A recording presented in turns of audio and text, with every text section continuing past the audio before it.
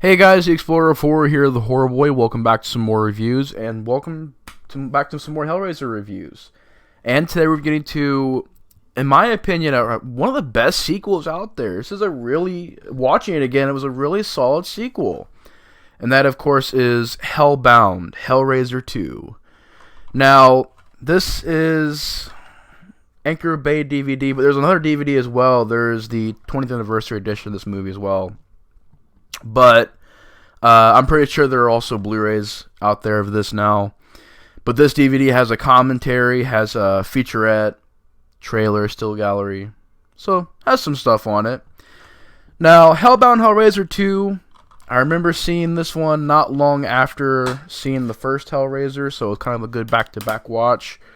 And then I watched Hellraiser 3 after that. But there's the disc art. Just figured I'd show you guys the artwork on the case and disc and stuff. Hellbound Hellraiser 2, I think, is a really great step up from the first movie. Most people would say that the series goes downhill at this point. For me, this is a little bit more better than the first movie. This is one that I would say doing it bigger, having a bigger idea, taking the lore and exploring it even more. You know, I think it was because it didn't really have to rely on explaining Pinhead and explain the Cenobites. It was just, alright, we know there's this box. We know there's a dimension of hell in this box. Let's go Hellbound. Let's go into the box and go into the labyrinth. And I love that idea. And I think this is such a really good sequel. Watching it again, it's been quite a while since I've seen this movie. I won't lie, it's been quite a few years. And rewatching it again was very pleasantly surprising. It was a really solid sequel, really well made, and I think they really nailed this movie's atmosphere. I mean, this is probably the only Hellraiser sequel, but I won't even say Part 3. Part 3 kind of had its own punk rock, unique type atmosphere. I'll get to that atmosphere when I get to that film, but this movie is the one sequel that really captures that Clive Barker feel. And for years, I always thought Clive Barker made this movie because it feels like a Clive Barker movie. Just the way it's shot, lit, the set design, the way that everything is just filmed, the style of it. I think Tony Randall, who is the director of this movie, I know Clive Barker was really behind this director. He was kind of chosen by Clive Barker to make this movie. And I think Clive Barker also had a hand in this movie, maybe writing, producing, I think so.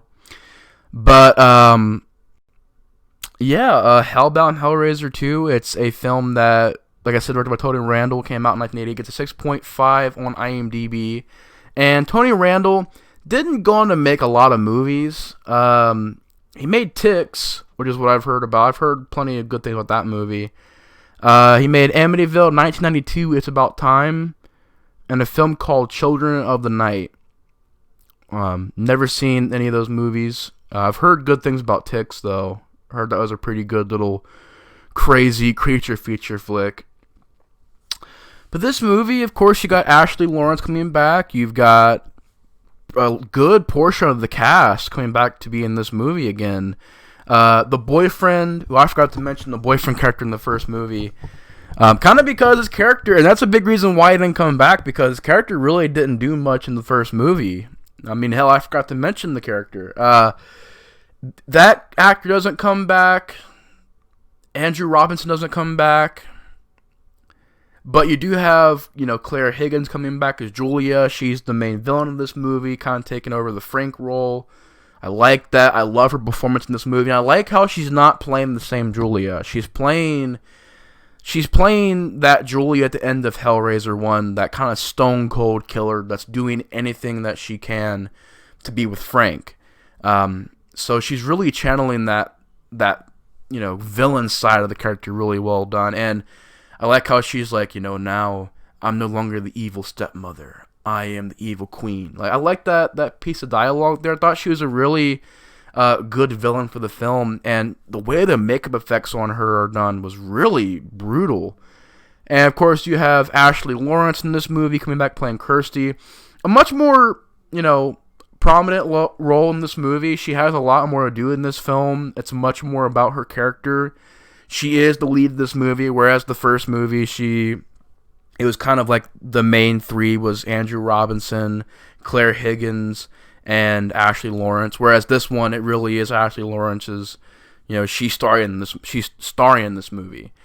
You also got Kenneth Grahame playing Dr. Channard. He's another one of the villains of the movie. You also have Imogen Boorman playing Tiffany. I don't think she'd go on to act in any other movies after this. I think she'd even go on to have a really successful martial arts career, if I'm not mistaken. But she played Tiffany, kind of this mute girl who has a troubled past. I really liked her character. She was a good character. You got Sean Chapman coming back in this movie playing Frank.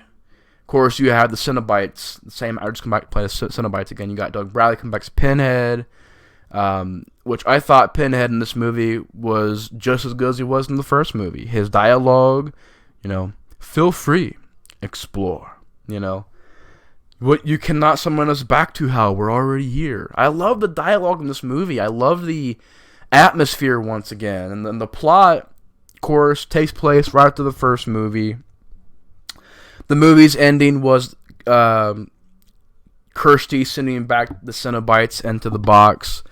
And she's trying to tell the police that, this box is out there and there's this mattress that her stepmom died on, and there can't be, they have to burn that mattress, destroy it, because if there's any blood that gets on that mattress, Julia can come back from hell. And that's what happens. You found out that Channard is a really evil doctor, and he gets this guy who has he's crazy, and he has he thinks he has bugs all over his skin, and that scene is brutal. That scene is graphic. It is intense. I was sitting here going, oh shit, watching that scene. Because the guy's going to town with a razor blade. He's just cutting himself on his chest, just cutting away. And it's all practical. It's a really insane scene. And that whole scene, the way it plays out, is terrifying. There is, once again, certain scenes in this film that are just graphic and disturbing and eerie, and the imagery is just... it's still stuck in my mind. The scene where she gets out of the mattress and it's just blood everywhere. One of the bloodiest scenes I think I've ever witnessed, at least in the Hellraiser series. She gets out, kind of puts her hand into the guy's spine and drains his life force. And he has pus coming out of his face. It's a really just gross scene. The practical effects in this movie are breathtaking. Just like the first movie, the practical effects really, really hold up in this movie. I think that they are brilliant in this film, the practical gore effects. And Channard kind of nurses her back to where she needs to be, kind of like what she did with Frank. He brings her victims to feed on. And they kind of have this weird sexual thing going on where she has no skin.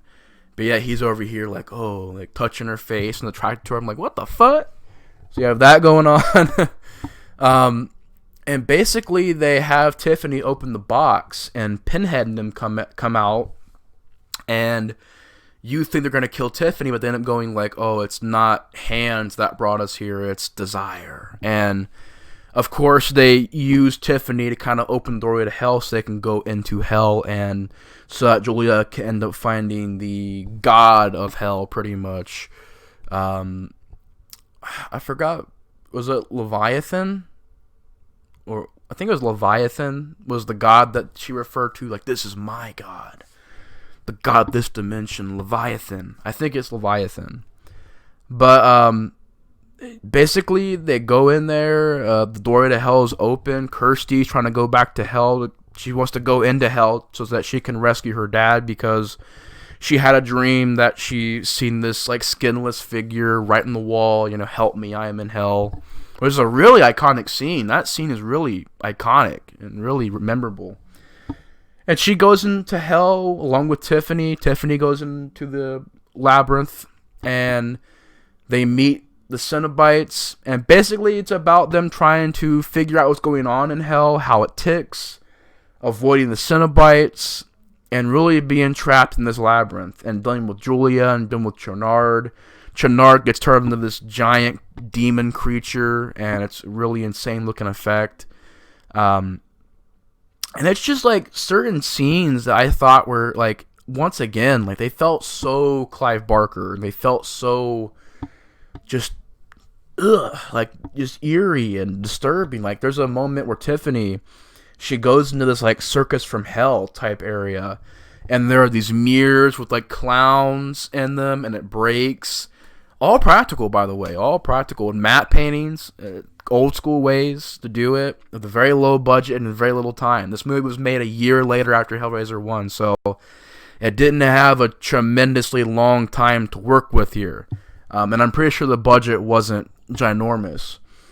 And why I like it a little bit more than Hellraiser 1, it's a movie that the budget does not restrain it. It feels like a movie that has this insane budget to it. You know, what this director and filmmakers were able to do with this budget was incredible. I love the way that hell looks. It has this really interesting dark presence to it with the labyrinth and the corridors, and it really felt like this giant, endless, plane of existence. And that was done extremely well. It was shot extremely well. And basically Kirsty's trying to get out of there, trying to stop Julia. Also trying to tell the Cenobites that they were once human as well.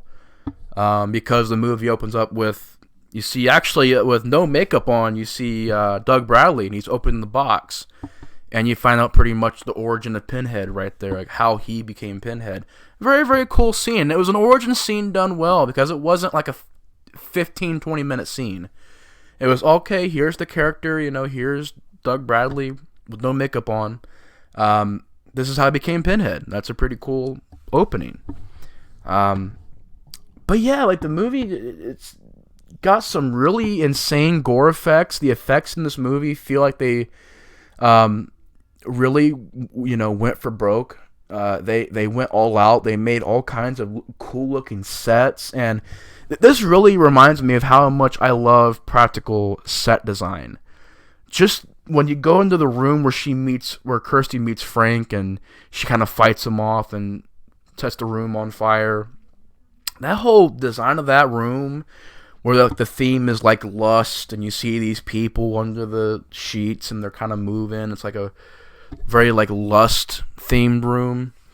'Cause it's his hell. It's a very lust filled hell. That set design looked magnificent.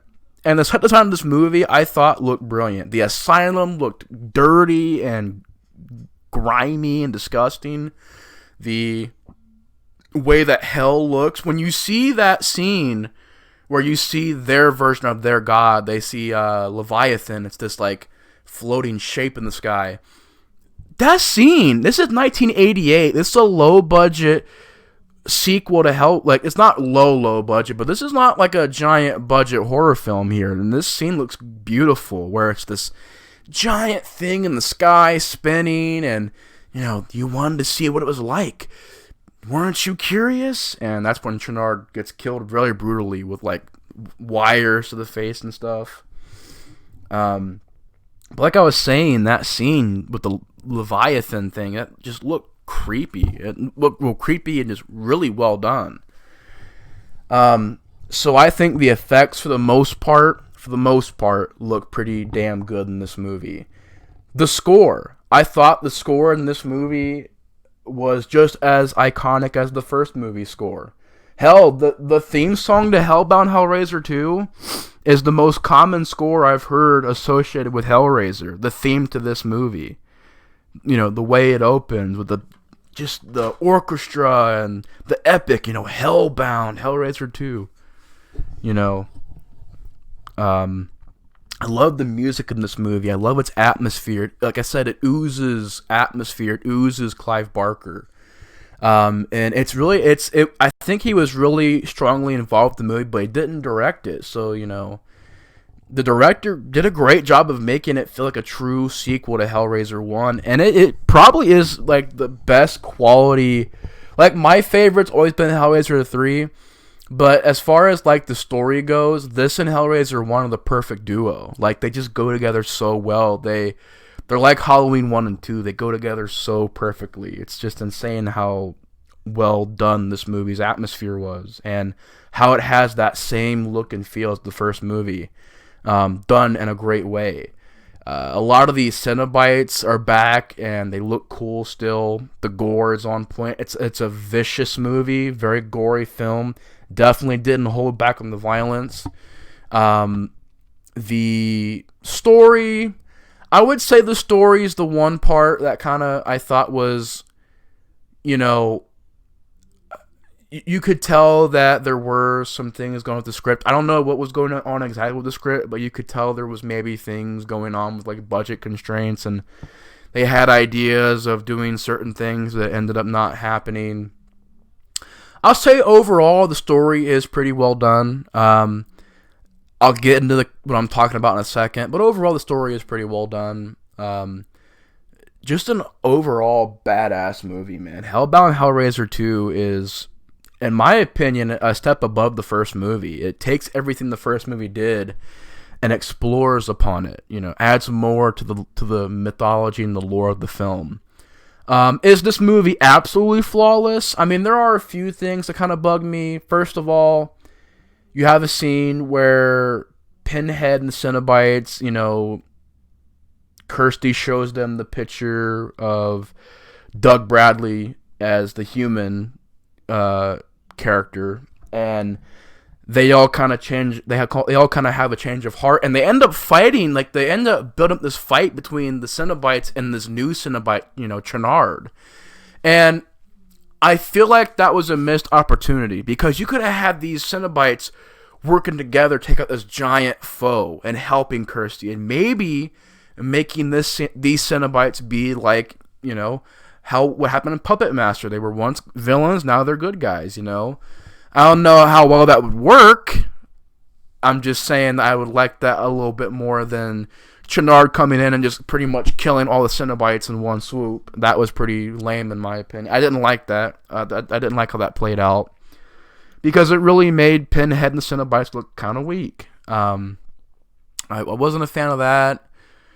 There are certain points in the story where you could tell certain things were kind of rearranged or weren't finished or couldn't happen. The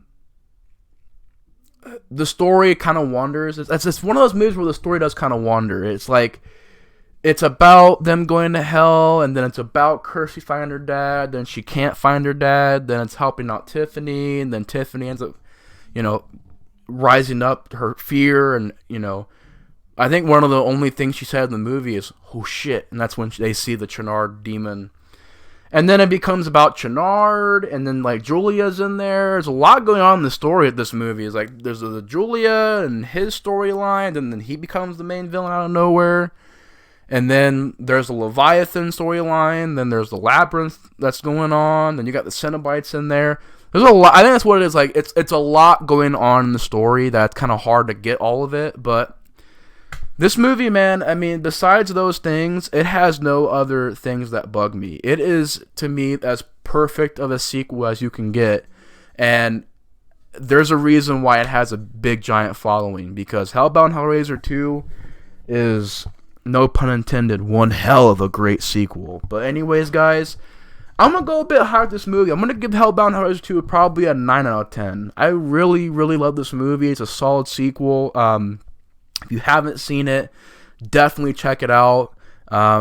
It's a really impressive film, great sequel. I can't recommend it enough. But anyways, guys, sorry for a bit of a long review tonight. It was very passionate to talk about this movie because it's underrated. It's surprisingly very well done. It's a solid as fuck sequel. But anyways, 9 out of 10 for me. If you've seen the movie, how would you rate it? Do you like it? Do you not? Let me know in the comments below. Anyways, guys, thank you so much for watching my review of Hellbound Hellraiser 2. I hope you guys liked the video. Leave a like, subscribe, comment, all that good stuff. But anyways, guys, thank you so much for watching the review. Hope you enjoy. The Explorer 4 is out. Peace.